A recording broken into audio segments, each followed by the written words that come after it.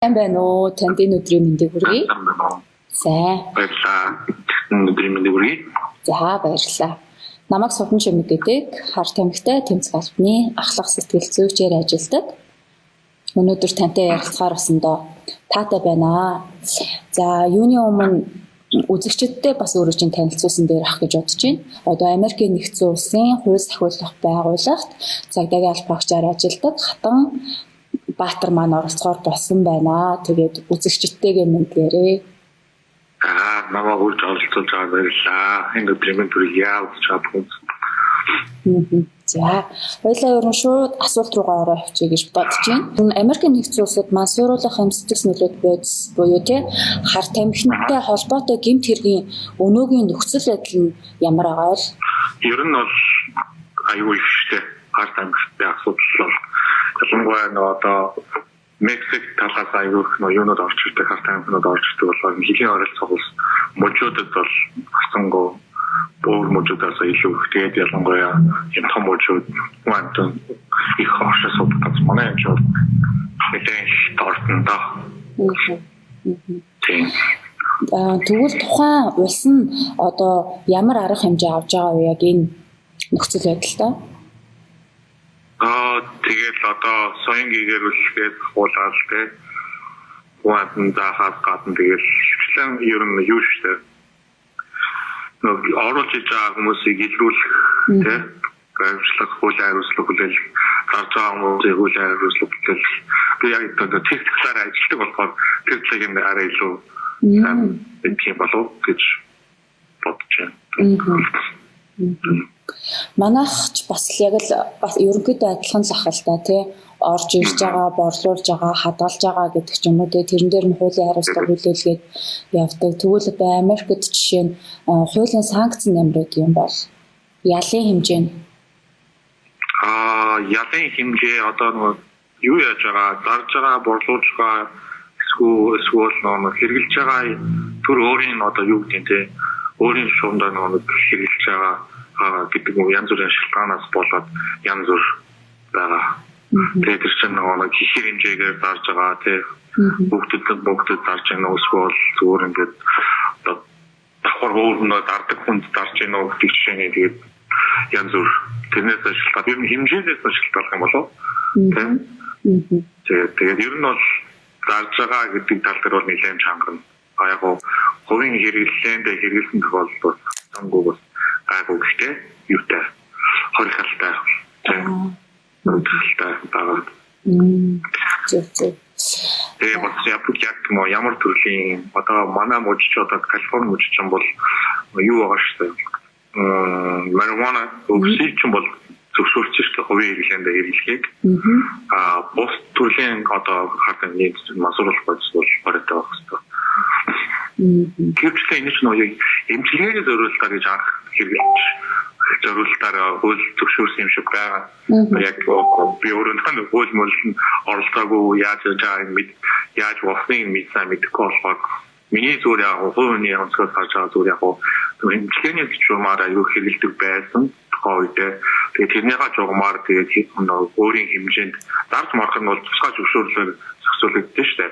Яг өөрийнхөө хэмжээндээ хувийн хэмжээндээ тэгээд янз бүрийн өвчтөй хүмүүс зориулсан нурууны өвчтөй ч юм уу тийм зориулсан зорилгоор бүтээг одоо юу гэдэг зөвшөөрсөн боловч тэр нь одоо эргээд цаад одоо энэ зүгээр л одоо нэг юу гэдэг одоо нэг юурээс аргт авч байгаа ч юм уу би авч байгаа шиг тийм хэмжээний болчихсон. Тэгээд хүүхдүүд залуучууд аягүй орсон гэх юм уу те энийхээ шугамаар тэгээд энэ чинь яг л мансуурлын бодис болохоор удаан хэрэглэхээр өнөг хэрэглэнээсээ болоод пасананаас ахуулаад үйл хөдлөлөөр хүртэл даршаал ингээл сөрөглөлөө аягүй гардаг шүү дээ. За тэгвэл сая нөгөө түрүүний асуултан дээр нэг ийм мессеж та одоо бодлогын хувьд урьдчилан сэргийлэх чиглэлээр одоо ямар ажил арга хэмжээ зохион байгуулдаг юм бол одоо Монголд бол одоо манайх жишээлбэл урьдчилан сэргийл хар тамхитай тэмцэх албаны урьдчилан сэргийлэх хамтын ажиллагааны хэлсэн энэ чиглэлээр иргэд олон нийт рүүгээ чиглэсэн нөлөөлөл үйл ажиллагаа явуулдаг байхгүй юу? Соён гэгэрүүлэх юм уу тий. Танай наач болохоор энэ яаж явд юм бол? одоо яг хатаас нахуул яг одоо дунд насны их юм уу те халах сургуулийн хүүхдүүд бол хичээл орж байгаа тийм болцоотой болсон. Зүгээр яг нийтийг хамарсан тийм бол сургууль Монголд бол байхгүй. Тийм нэг чиглэлээр одоо хичээл авах ч юм уу те тэгэж явж байгаа. Одоо энэ одоо болохгүй те ингэж хэрэглэхгүй хэрэгжүүлэхгүй гэдэг талаараа хүүхдүүдэд анханаас нь одоо заадаг юм. Гэхдээ бас бага насны хүүхд бол ойлгохгүй байх заадаггүй байх гэж би бодож байна. Яг дунд насны болон асар насны хүүхдүүдэд ямар хооршигтай тэр талаар нь заадаг. Одоо нэг төр саатуулж манайхаар одоо жил гэж ярьдаг. Энд чинь болохоор монголоор бол одоо юм төр саатуулж байж юм уу. Тийм рүү газрууд бас хичээлүүд бас орж байгаа. Тэгээ он баригдсан хүмүүс юм бол шинжлэх яг нэг хүчээр тулгдаггүй бүх юм яг нэг өөрөө хүсгэл юм бол тийм юмнууд боломжтой байгаа гэдэг талаар явдаг болохоор хүсэх юм бол тийм ангинууд байгаа. Дээрээс нь одоо нэг юуны бас одоо гадуур зүгээр одоо хүмүүсийн уулздаг одоо group гэдэг шүү дээ. Тэр үеийн Монголаас яг тайлбарлаж мэдэхгүй байна. Одоо тийм группүүд хоорондоо уулзаад киномонд гардаг шүү дээ. Хүмүүс drug addiction хүмүүс шууд бонороо сууж байгаа уулздаг ч юм уу тийм юмнууд бас байгаа. Одоо нэг орцсон гарах байгаа ч юм уу гар хүсэлтэй ч юм уу тийм хүмүүс хамт нийлүүлээ уулзуулаад ингээд хоорондын одоо тийм сүлжээ үсгээ нэг нэгэндээ тусалдаг ч юм уу муудлаар яаж гарах уу нэг нэгэндээ одоо яаж дэмжлэг болох уу хин хэр удаан байгаа тэр мөрөөр ингээд дэмжлэг тийм бас байгаа. Скол нэг онцоо би өөрөө хэрэглэхүүний хатгаа яг болж байгаа урьдчилан зэрэгцээр одоо тэгээд таньмыг талаасаад аягүй ихнүүд байгаа даа. Тэгээд одоо телевиз дээр ч юм уу тийм өгөөр одоо спортын маягийн одоо видео YouTube дээр тийм нүүд явуулах тэгээд сэтгэл зүйн талын бас аягүй их одоо юунод яаж штэ. Одоо манай энэ хавийн хотод одоо сэтгэл зүйч юм уу одоо нэг нэг онцсон хүмүүсийг ч одоо сэтгэл зүйн хүчтэй гэж одоо өвчин гэж онцлоод байгаа шүү дээ. Юу гэхээс одоо юу гэдэг одоо хорих ял гэхээс энэ хүн бараг өвчтөн гэдэг талаас нь аюул авч үздэг болсон. Яг зарж байгаа борлуулж байгаа тэр хүмүүс нь бол яг бүлээн хариуцлагатай ялтай юм яллагч гэдэг зүгээр хэрэглээ донтсон тийм хүмүүс бол өвчтөн гэдэг утгаар авч үздэг болохоор тэр талаас нь аюул бас ядаг болж байгаа юм аа. Одоо тухайн нөгөө үйл ажиллагаанууд шүү дээ. Сайн таны хэлдэг. Энийг нь одоо цагдаагийн байгууллага нь хийдгүү эсвэл бол төрийн бас байгууллагууд хийдгүү? Төрийн бас байгууллагууд хийвчлээ. Цагдаагийн байгууллага нь манай чиг үүрэг нь өөрсдөө Монголд нэг цагдаагийн байгууллага нь урьдчилан сэргийлэх байгууллага гэж байдаг шүү дээ. Манай чинь яг тэгж манай хаяад тэгж одоо урьдчилан сэргийлэх гэсэн газар ер нь баг байдаг байхгүй. Нааш яг нэг гинт хэрэгтэйгээ тэмцэх талын шууд барьж явдаг болохоор ерөөсөө тэр урьдчилан сэргийлэх талын соён гэрэл талын юм дандаа одоо юуны байгууллага юм те Монголын юм л төрийн бас туслах төрийн бас байгууллага Тэгээд за тэгэнгүүт одоо манай Монголд бол насны хувьд авч үзэх юм бол 80 гаруй хувь нь 35-аас доош насны хүүхэд залуучууд энэ гэмт хэргийн холбогдогч болоод байгаа юм л да. Тэгээ наан чи ер нь насны ангил нь ямар гэдэг юм бол? Насны ангил нь л тажаар харьцаа янз бүртэй. Ерөөсөө яг тэдэн нас гээд хэцүү ер нь бол бүхэл насны хүмүүс холбогдож байгаа. Ялангуяа энэ Монгол яг нэг залуучууд ягаад байгаа юм бол дээр үеэс эхлээгүй саяхнаас одоо энэ хартаа үзүүл гарч ирсэн болохоор бас тийм байж магадгүй. Энэ ч болохоор бүр 60 50 оноос эхлээд ерөөсөө байсан болохоор одоо тэр үед хэрэгжилсэн нөхдөж одоо ингээд бараг 60 80 нас хүрч байгаа хүмүүс мааштай амьд байгаа нь тийм болохоор яг насны яг тийм одоо тийм англи хэлээр бол бүх төрөл байгаа гэж байна. Энд чинь Монгол улс ч одоо 2010 онд дамжин өнгөрдөг тий урд хойд хөршөөсөө том хөршөөсөө дамжин өнгөрөх орн байсан бол 14 оноос хойш хэрэглэгч орн болчиход байгаа шүү дээ. Тэгэхээр яалтчгүй шин төрлийн гэмтэг хэрэг болчиход байгаа байхгүй. Тэгээд яг насжилтын хувьд бас тийм байж магадгүй. Дээр нь бас яг энэнтэй ингээ холбоотойгоор нөгөө шин төрлийн гэмт хэрэг учраас эцэг их асраа хамгаалагч нар нь болохоор бас хүүхдүүдтэй энийг одоо хэлж зааж мэдгүй өөрсдөө бас энийг мэдгүй ингээ тохиолдол цөөнгөө гараад байгаа байхгүй юу. Тэгэхээр наажим одоо үр хүүхдүүдтэй аав ээж нь багш нар нь гэдэг ч юм уу тий үр хүүхдүүдийн талаар энд бол юм жоохон сэтэл өгнө гэдэг ч юм уу талаас ингээд жоохон нуугаад идэх байхгүй юу? Одоо нуугаад идэх. Тэгэхээр наач яг ямар хөө маягаар явд юм бол энэ ч бол айгүй open шүү. Ер нь энэ тийм хүмүүс ч бол айгүй тийм одоо нээлттэй тий нээлттэй ярьж л одоо тэр хүүхдүүдээ нээлттэй багш нар ч юм уу эцэгчүүд юм уу нээлттэй ойлгож байхгүй бол одоо юу гэдэг дагнал юм уурлал юм нуугаад яваад хаш нэг хүүхдүүд ч буруу газраас буруу мэдээлэл аваад тэгээд тэрийг бараа сонирхлын дагуу тэгээд ордын болов гэж би хараад байгаа шүү. Ер нь бол тийм болохоор энэ ч одоо нэг яг юу ахгүй одоо Монгол шатны залуухан хүмүүс ороод ингээд чинь нэг тэгээд насны ярьж хэлэх хүмүүс нь сайн мэдгүй болохоор бас зөвлөж чадахгүй байгаа бас өчрөө байгаа боловч энэ ч юм бол хэрэглээд үзсэндээ залуудаа хэрэгжүүлсэн ч юм одоо тэгээд 50-60 хүрсэн эсвэл хэрэгж үзээгүй ч байж магадгүй жоо гэр хамаатан төрөл садмууд нь бас дээрүүд хэрэгж аваад залуудаа юу болж яаж гэсэн тэр мэд тийм одоо туршлагатай болохоор юм уу тэр тал дээр бол айгүй юу байдаг байх гэж бодож байна.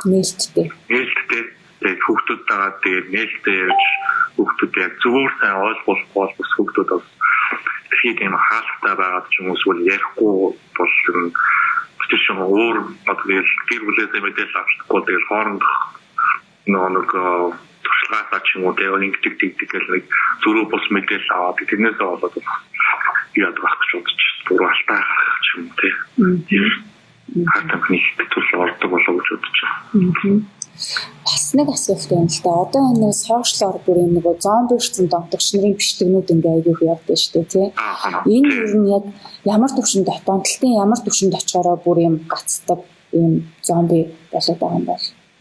Бүр одоо хамгийн эцэг шатнд л орсон байгаа гэсэн үг шүү дээ. Одоо ингээл бүр одоо гэр орноосоо гараа дөрвөө явсан тий. Ерөөсөө нэг хүмүүс ч одоо ерөөсөө тийм мэдрэлийн өвчтөй болсон. Ерөөсөө өглөө босоод ганц боддог юм нь ерөөсөө тэр хатам масурах зүйлэл яах хэрэглэхийг боддог. Тэрнээс бус нь өөр юу ч хамаагүй тэр хүн нийтнүү хаана амьдарч юм тэр мөр ерөөсөө тэр хүн ямар ч тийм зүйл юм биш. Тэгээд тэрнээсээ болоод тий одоо хүн тэрийг хэрэглэхээр байгаа нь Монголд бол одоо юу гэдэг архинд орсон хүмүүс ч ингээл өгөнд гээд гэрүүд байдаг гэсэн шүү дээ. Тэгээд өгөнд тондог шүү дээ. Яг тэрнтэй л адилхан болж байгаа гэсэн. Баггүй ерөөсөө ямар ч тасгал авахгүй тийшээгээ хандж байгаа гэсэн. Тэгээд одоо тиймэрхүү болсон хүмүүс ч аюу гэх юм одоо хаттаас одоо фентнол гэж аюу одоо тийм хими аргаар гаргаж авсан бодистой хартаа маш бага хэмжээгээр хэрэглэх нэг overdose гэдэг зүйл болдог. Тэгээд хүмүүс ч нэг хагас одоо фантай багш гэж ерөөсөө тийм цоо ирүүл нэг хэрэгсэн хартаа амдан гарсан ч гэсэн фан санаа нь ерөөсөө тийм цоо ирүүл биш байгаа үед байдаг. Тэгээд тэр үедээ тэгээд хэрэглэхээр тэгээд тэрнээс болоод анхаалт аюул байна. Бүрэн тиймэрхүү үеэл тэгээд яг өөрөө ухаараад ч юм уу эсвэл гэр бүл одоо найз бүхүүд тэгээд гоор хамаасан эсвэл нийгмийн ажилтан тийм хүмүүстэй ярилцаад ингээд өөрөө гарын шийдгээд ингээд гараад явахгүй бол тэр бол ерөөсөө тэгээд тэр хэзээ үгүй хүлээж аваад хүмүүс гэсэн үг шүү дээ. Тэр ч бол ерөөсөө. Одоо тэгэхээр манай Монголд ч химээр хэрэглэж байгаа энэ интернет холбогдоод байгаа хэрэглэгч залуучууд шүү дээ тийм. Ирээдүйд тийм болохыг ерөөсөө үгүйсэхгүй гэсэн үг шүү дээ тийм. Тэгвэл хаан ч одоо ингээд яваад одоо хатан ч масрах гэж угаасаа ингээд нэг хэрэглэчээр нэг масуурж нэг ч одоо нэг би одоо яг мэрэгжлийн хүн биш гэсэн миний ойлгож байгаагаар одоо нэг тахны эдисийг одоо ингээд байхгүй болоод ингээд ерөөсөө ингээд бодож хэлэх чадвар чинь нөгөө болгож байгаа л гэж би ойлгож байна шүү дээ. Яг сургуульд сураагаа болохоор баг одоо мэрэгчлэлтэй шиг бод яг тэгж хэлж чадахгүй одоо хэлж одоо юу гэдэг бардам хэлж чадахгүй ч гэсэн яг өөрийн харж байгаа онцгойлс одоо ажиллаж байгаа юм байдлаас харахад бол яг л тийм юм болж байгаа юм шиг харагддаг байхгүй. Тэгээд тэрнээсээ болоод шийдвэр гаргахтаа аюу муу болно тийм. Тэрнээсээ болоод тэгэл цаашаа тэг өөрчлөлт юм хатаа байна. Тэгээд нэг орцсон хүмүүс ч гарахад аюу хэцүү. Жишээ нь одоо ингээд би хүмүүстэй уулзахгүй ингээд би хаана өвдөөд бүр амар болдог гэж байгаа байхгүй. Тэр хатаа гарахын тулд тэр нэг бит нь тэрийг ингээд хэрэглэхгүй бол ингээд би нэхэл өвдөөл хавдаал өөл чарлал гээл амар юу болдог гэдэг тийнээсээ болоод гарч чаддгүй хүмүүс бас байдаг тийм болохоор анхнаасаа ер нь орохгүй л байвал зүгээр хатаал гэж боддог. Тэр тийм шатанд очихвол айгүй хурдан баха. Миний бодлоор бол тэр бол ерөөсөө за яг би өнөөдөртөө нэг ганц хоёрыг хэлчихээд болчихно доо ч юм байхгүй. Тэгэл өнөөдөр нэг хэлэх юм бол маргааш тагшнаа хэлмээр санагдантай. Тэгэл явсаар байгаа л ерөөсөө тэгэл одоо зургнууд нээж штэ одоо надын үеийн хэд хангад бүрэн хатан хэрэглээр ороод бүрээ тал найтаа ч юм уу тийм царайтай үнтэй адилхан царайны одоо болсон тийм одоо арга баг настай хүн би баг юм гэмээр хүмүүс амар өөрчлөлт орж ерөөсөө нэг жил 2 жилийн турш бүр амар амьд байх юм бол яг үнэ харин тийм өөрөөсөө ажиллаж байгаа хугацаанд яг энэ төрлийн одоо гарч исэн хамгийн одоо хүнд кейс ч гэх юм уу тийм кейс ярьж өгвөл хүнд кейс нөтө адмичнаа хүүхдтэй шүү дээ. Тэгээд миний баг хүний хувьд бол хүүхдүүдийн тиймнүүд аюул харамсалтай гэхгүй чинь одоо аав ээж нь хэрэглэжээ масураад хэрэгжээ хооронд мөшөө явж исэн хүүхд нь одоо юу гэдгийг нэг аав ээж хэрэглэжсэн drug-ыг мэдхгүй амандаа хийгээд тэгээд тэрнээс болоод нэг overdose болоод тэгээд энэ чинь аав ээж нь уйлаа масуурсан гэхдээ хангуш хандлаж хахад хүүхд нь бас яаж чадахгүй өөртөө тусламж авч чадахгүй ч одоо тэр хатам хэрэгж байгаач мэдгүй юм үг тэгээд бас амиа алсан тохиолдол бас байдаг. Тийм хүмүүс аюул хүнд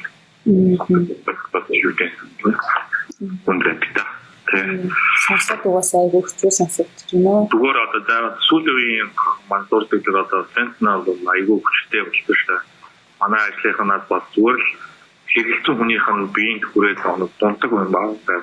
Тэр нь зүгээр жоохон хүрээд бас тэрнээс нь болоод хөнгө алдах гэжсэн цагаан нарын тохиолдлууд байгаа. Хүүхдүүдэд гэсэн үг тийм. Тэгээд бүгд ерөөсөө тэрнээс болоод ноцлоор доошо нэг альтрон шингээд цуснд нь ороод амар хасар хүчтэй хэрэгэлсэн хүмүүс амар хүчтэй төлөвлөж байгаа юм шиг дэрч чаа. Тэгээд уфаалдаад онцлсон манай ангийн 2 мончталгүй юм гэж чаа.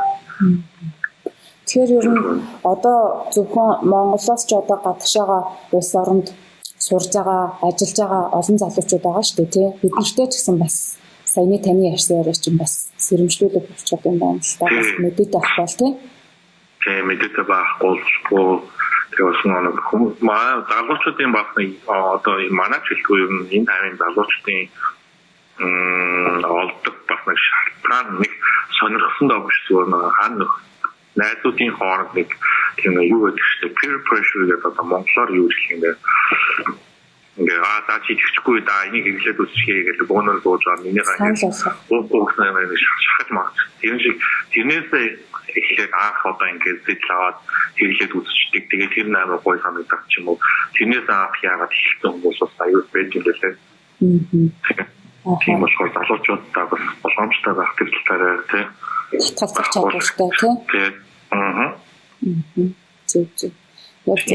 Одоо нэг алба хаагчийн өнцгөөс бас одоо асууя л да. Та одоо тухайн улсдаа цагдаагийн алба хаагч болоход одоо хэр их юу басан цаг хугацаа зарцуулсан, хичнээн олон шалгуур үзүүлэлт авсан гэдэг ч юм уу тий. Өөртөө чи адилхан бас одоо танай улсад цагдаагийн алба хаагч болохыг хүсэж байгаа залуучууд байгаа ах гэж би бодож байна. Хай нэг залуу болсон мэлээс би энэ зэрэг гарч ирсэн. Chicago гişэд нэг залуу мөрсөр болж байгаа шүү дээ. Би бол баг яг нэг ажилд авах процесс миний хувьд бол 2 жил болсон шүү дээ. Тэгээд чинь нэг background check гэдэг одоо миний одоо өнгөрсөн амьдралын бүх юм шалгадаг байхгүй энэ гүнд итгэж болохоор нэг гэдэг нэг хамгийн хариуцлагатай ажил.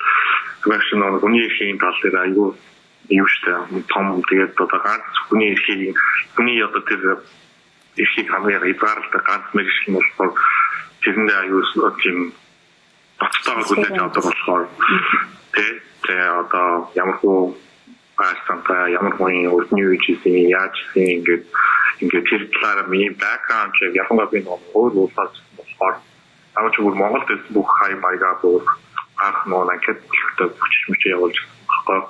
Чимэлчнэрөө яаж мэдээлэл авч ирсэн гэж сонсогдсон.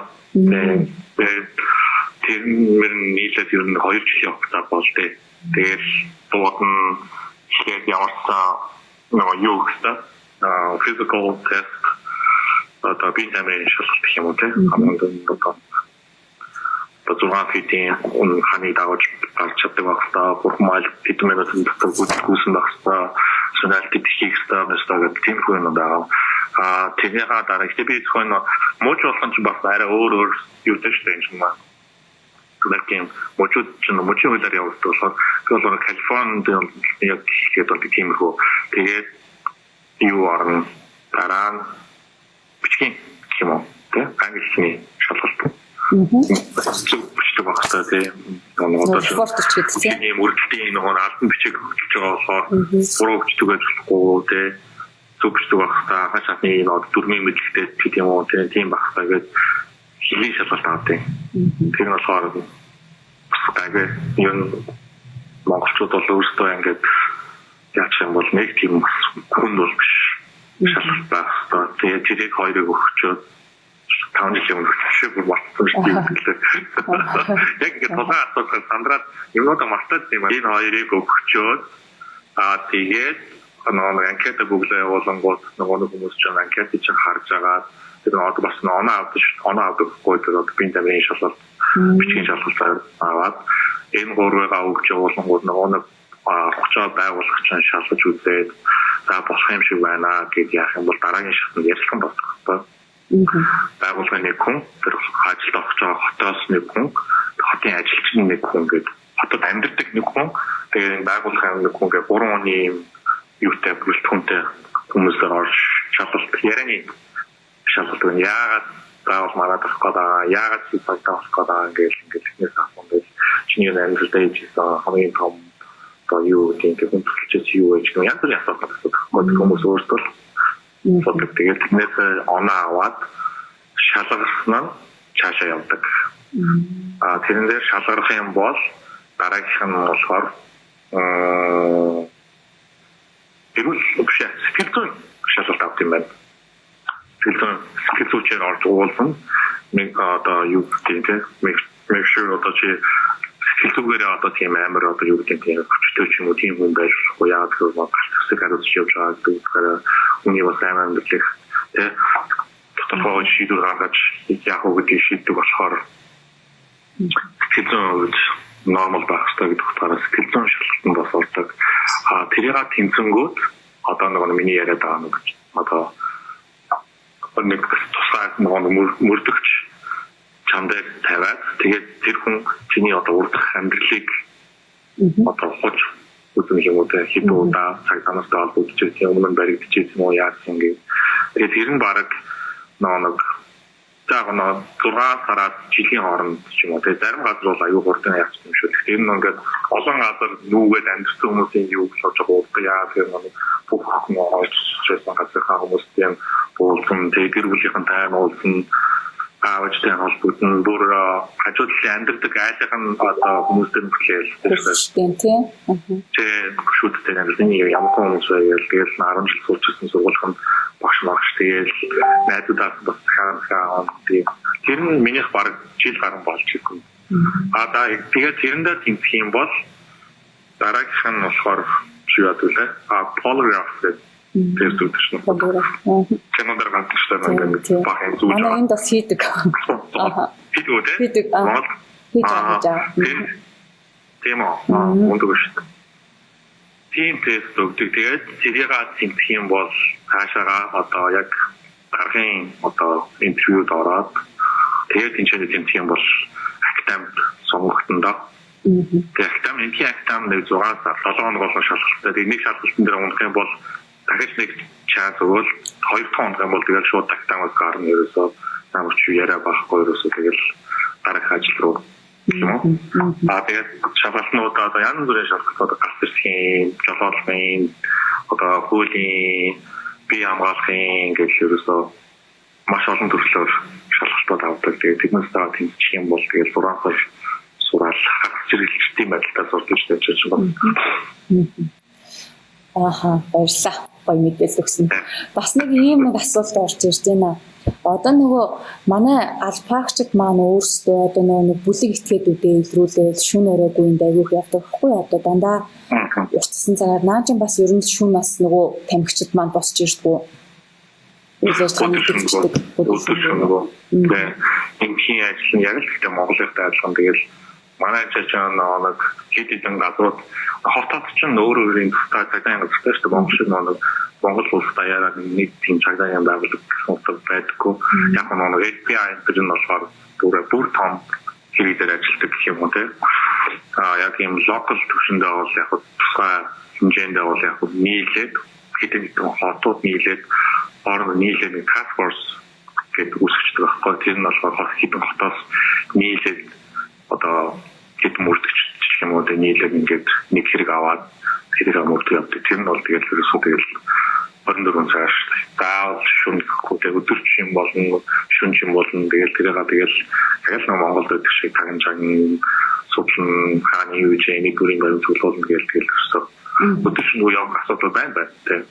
Одоо тэ нэг хүнээ барина штэ тийм барихтаа одоо биднэрээ чи одоо манайх нэг юу боддог вэ? Та нар ингээд сенсацлаад энэ цонх мохоо хавлаад гэл тэгдэг ч юм уу. Тэр чи эргээд нөгөө тухайн бодис юм аа одоо цацгаасан ч юм уу урьдчилан сэргийлээ маш түргэн шуурхай тухайн үйл ажиллагааг авах хэрэгтэй байдаг шүү дээ. Тэнгүүд наач юм болохоор яг тухайн бүлэг этгээдүүдээ барихтаа одоо дайшлан баримтлах ажиллагааг яаж хийдэг гэсэн үг үү?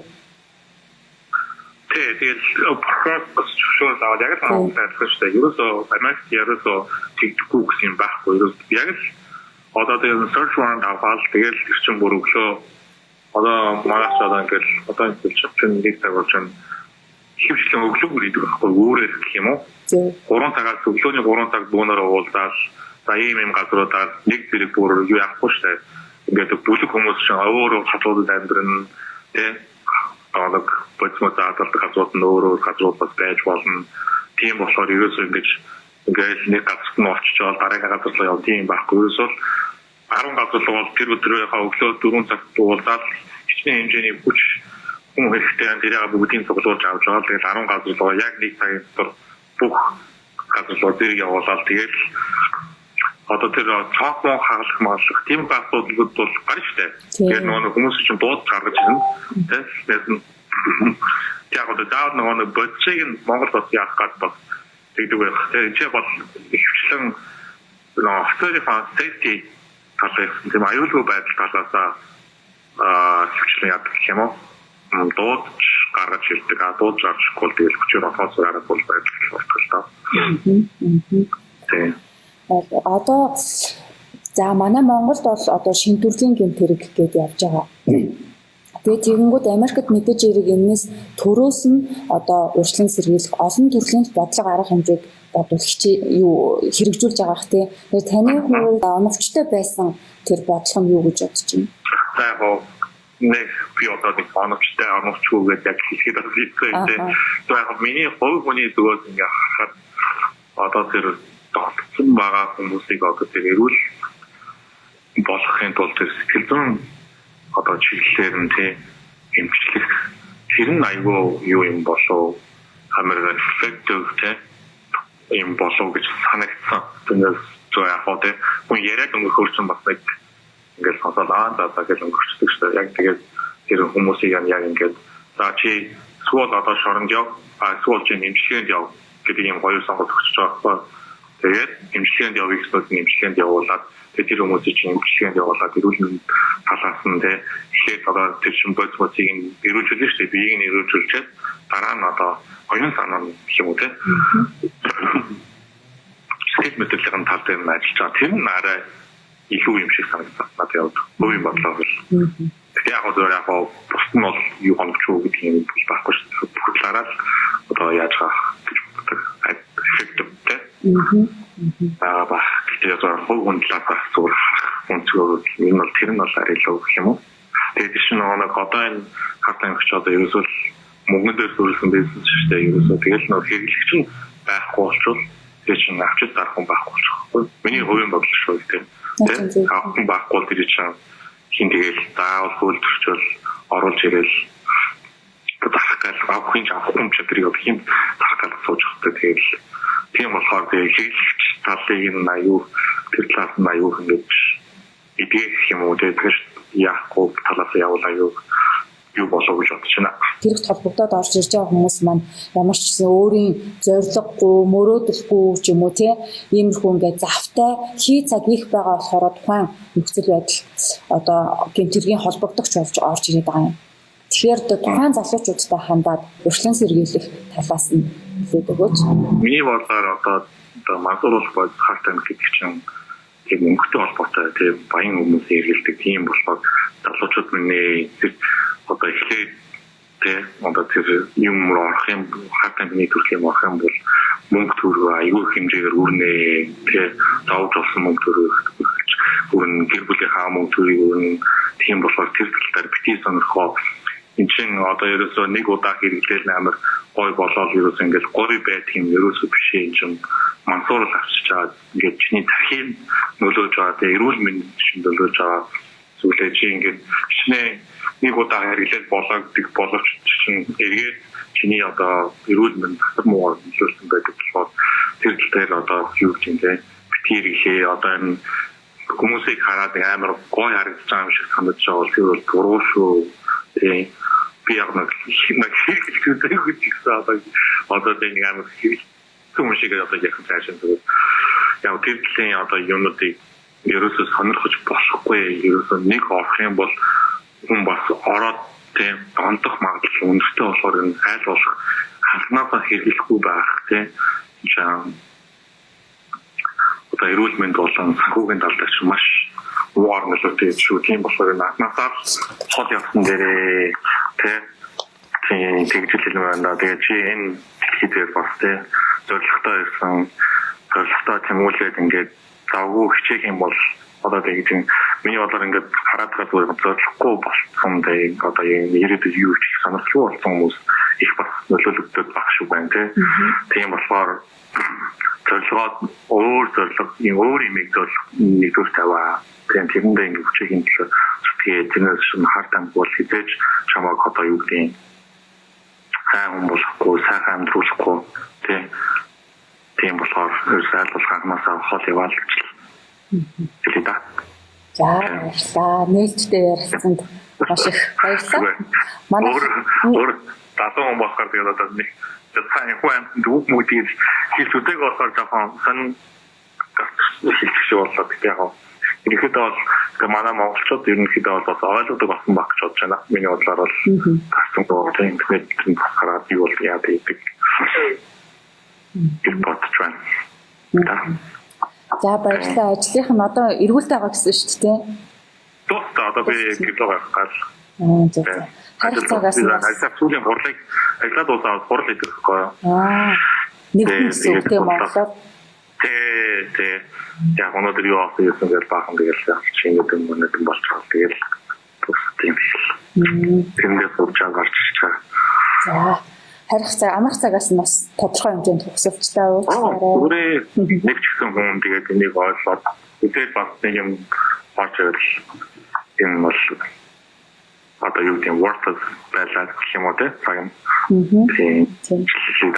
Тийм ээ. Одоо таах дээр ярилцлах чи одоо юм нэг битээр ингээл зүгээр арга барсандаа ярилцаагүй шүү дээ тий. Монгол улстай байгаа нийт залуучууд ер нь одоо хүүхэд залуучууд тэдгээрээ эцэг энэ зүйл чинь одоо Америкийн нэгдсэн улсад ч тэр Монгол ч тэр дэлхийн нийтээрээ одоо нөгөө асуудал болоод байгаа зүйл болохоор бүх хүмүүс бүх улс орнуудын тийм асуудал болоод байгаа зүйл болохоор энэс айлуулах хол агаараа гэж сэрэмжлүүлэх гэж хийж байгаа бичлэг болохоор тэгээд хүмүүс бас зөөр хүлээж авах гэж бодож байна. Танд бас маш их баярлалаа. Намайг урьж олсон баярлалаа. Ажлын амжилт хүсье. За баярлалаа. Амжилт хүсье. Сайхан амраарай. За баярлалаа. За